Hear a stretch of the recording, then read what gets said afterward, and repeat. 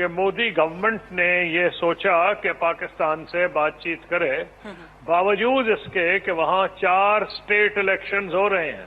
उनमें हालांकि मगरबी बंगाल का भी इलेक्शन हो रहा है, जो बहुत अहम इलेक्शन है मोदी सरकार के लिए। पाकिस्तान बैशिंग अब नहीं हो रही। खुदा इमरान खान साहब को और खातून अव्वल बुशरा बेगम साहिबा को जो है वो सेहत दे, लेकिन जब इमरान खान साहब को कोरोना वायरस होने की खबर सामने आई तो भारत के वज़ीर आज़म नरेंद्र मोदी ने फौरन ट्वीट करके उनके लिए सेहत की ख्वाहिशात का इजहार किया। सिर्फ यही नहीं, 23 मार्च पे भारतीय वज़ीर आज़म नरेंद्र मोदी और भारतीय सदर की जानिब से जो है पाकिस्तान के हम मनसबों को एक खत लिखा गया, जिसमें जो तहनीती खत था, फैसिलिटेशन का खत था, और उसमें जो है उनको मुबारकबाद दी गई पाकिस्तानियों को। लेकिन जो एक चीज भारतीय वज़ीर आज़म नरेंद्र मोदी के इस तहनीती खत में बड़ी अहम थी, वो ये कि भारतीय वज़ीर आज़म अपने मौक़िफ़ का इजहार करने से चूके नहीं। उन्होंने वज़ीर आज़म इमरान खान समेत तमाम पाकिस्तानी कौम को 23 मार्च की मुबारकबाद तो दी, लेकिन साथ ही अपने मौक़िफ़ पे कायम भी रहे कि आगे बढ़ने के लिए एक ऐसा एनवायरनमेंट होना बहुत ज़रूरी है कि जिसमें दहशतगर्दी ना हो, जिसमें अदम एतमाद ना हो, एतमाद का फुक़दान ना हो।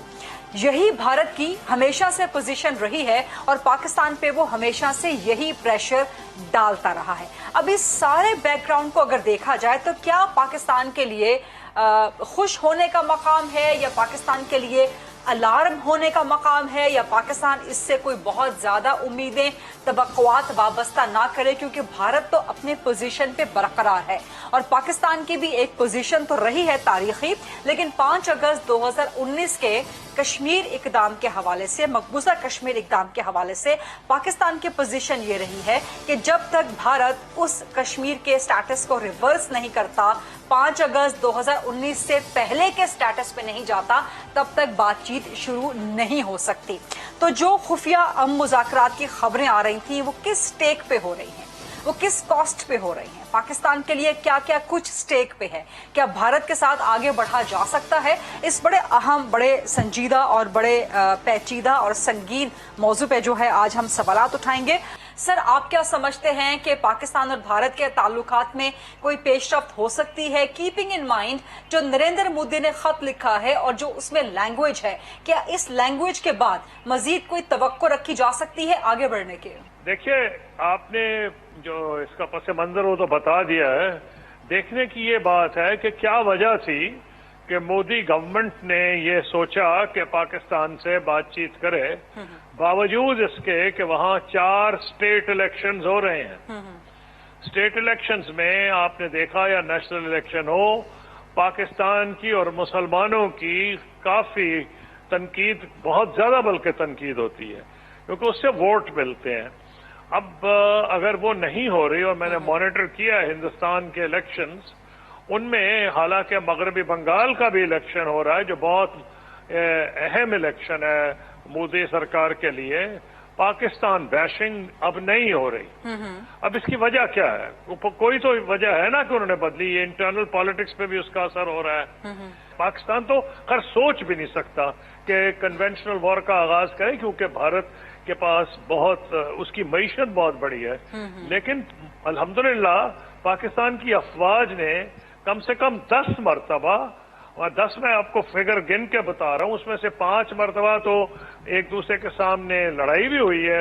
आखिरी मरतबा जो हुई थी ये कारगिल में थी, और 5 मरतबा जंग की दहलीज पे पहुंचे। Balakot was the last one.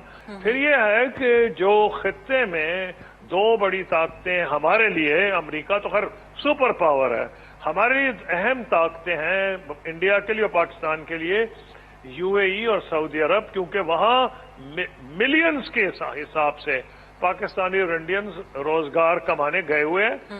और फिर खैर हिंदुस्तान की तो तिजारत बहुत ज्यादा है, क्योंकि बड़ी मईशत है, और इसी वजह से आपने देखा कि यूएई और सऊदी अरब के हिंदुस्तान से ताल्लुकात बेहतर हुए हैं, इसमें कोई दो राय नहीं है। लेकिन उन पर प्रेशर बड़ा पड़ता था पाकिस्तान की तरफ से भी, और ओआईसी के ममालिक भी कई कहते थे, और ईरान तो खुल्लम खुल्ला कहता था, और तुर्की भी। اور ملیشیا پاکستان کی حمایت کرتے تھے، تو ان کے لیے ایک امبیرسمنٹ بھی تھی کہ یہ جو سعودی عرب کے لیے خاص طور پہ کہ وہ تو ماشاءاللہ وہاں تو خادم الحرمین شریفین موجود ہیں، اور وہاں پاکستان ان کو ریگولرلی کہتا تھا کہ آپ اس پہ بولیں، تو انہوں نے اپنے فارن منسٹر بھی یہاں بھیجے تھے. تو میں سمجھتا ہوں انہوں نے پس پردہ دونوں نے کافی کنسرٹڈ ایفرٹ کیا ہے ہندوستان کو بتانے میں کہ ہم نے بہت مسلم امت سے بھی باتیں سنی، پاکستان سے بھی سنی، آپ کچھ اپنا معاملات کو درست کریں کشمیر میں. اب میری جو اپنی اسیسمنٹ ہے کہ یہ اس ساری چیزیں اس کے پیچھے تھی، اور اس سے بڑھ کے ایک اور چیز تھی کہ جو بائیڈن ایڈمنسٹریشن آئی ہے انہوں نے آنے سے پہلے کلیئر کر دیا تھا کہ ہیومن رائٹس پہ یہ بولیں گے. اور کملا ہیرس وائس پریزیڈنٹ ہیں، انہوں نے بہت زبردست دفاع کیا تھا کانگریس وومن جے پال جو انڈین اوریجن کی ہیں، جنہوں نے سخت تنقید کی تھی violation of human rights Kashmir پہ، اور ہندوستان کو غلط فہمی تھی کہ کیونکہ وہ کیونکہ ان کا ایک ماں کے والدہ کی طرف سے ان کا تعلق بھارت سے ہے تو شاید بہت بڑا فائدہ ہوگا. لیکن وہ جو تنقید ہے ہیومن رائٹس کی بڑھ رہی تھی. اس کے علاوہ پریزیڈنٹ بائیڈن کا اپنا ایک رول اور پس منظر رہا ہے، تو اسی لیے ہندوستان دنیا کا بہت بڑا امپورٹر بن گیا ہے ویپنز کے. تو یہ ان کو ساری چیزوں کا ادراک اب ہو رہا ہے. قصوری صاحب یہ اس پوائنٹ پہ کشمیر کے حوالے سے میں آتی ہوں، لیکن آپ نے اب تک جو اسیسمنٹ دی ہے بہت بھرپور، بہت جاندار، بہت comprehensive, but I would like to take you back to the point of U A E کہ اس کی جو مداخلت ہے یا اس کا جو بھی اس میں کردار ہے ان مذاکرات کو آگے بڑھانے کے لیے.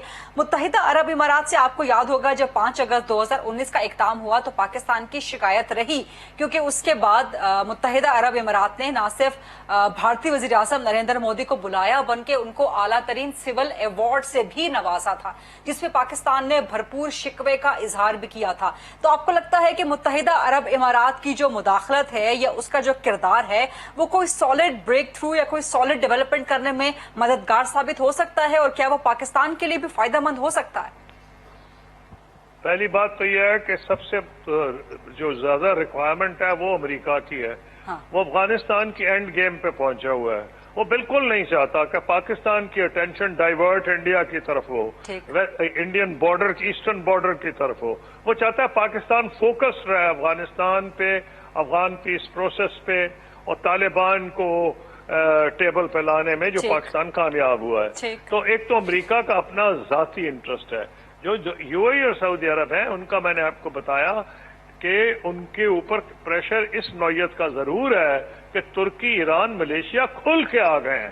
اور جب پرائم منسٹر نہیں گئے ملیشیا، جس کا پرائم منسٹر نے بعد میں اظہار افسوس کا بھی کیا، اور پاکستان میں بھی اس کا افسوس ہوا لوگوں کو کہ وہ نہیں گئے، تو یہ ساری باتیں ان پہ واضح ہو رہی تھیں کہ اگر اسی طرح معاملات چلتے رہے تو پھر کچھ معاملہ ایسا ہو سکتا ہے کہ کچھ مسلم ممالک جو ہیں کچھ ایشوز کے اوپر انڈیپینڈنٹ پوسچر کریں، کیونکہ او آئی سی وہ رول ادا نہیں کر رہی. میں سمجھتا ہوں یہ سارے فیکٹرز ہیں. کلیدی فیکٹر امریکہ کا ہے، لیکن اس کو انڈر ایسٹیمیٹ آپ نہ کریں. یو ای چاہے ملک چھوٹا ہو، لیکن دیکھیں چھوٹا ہونا اور بات ہے، انہوں نے اپنے پیسے کا پورا فائدہ اٹھایا ہے سائنس میں، ٹیکنالوجی میں، ایجوکیشن میں. اب وہ تو مارس کی طرف جا رہے ہیں، تو اس لیے یہ نہ سمجھیں کہ چھوٹا ملک ہے تو، لیکن وہ ان کی کیپیسٹی ہے.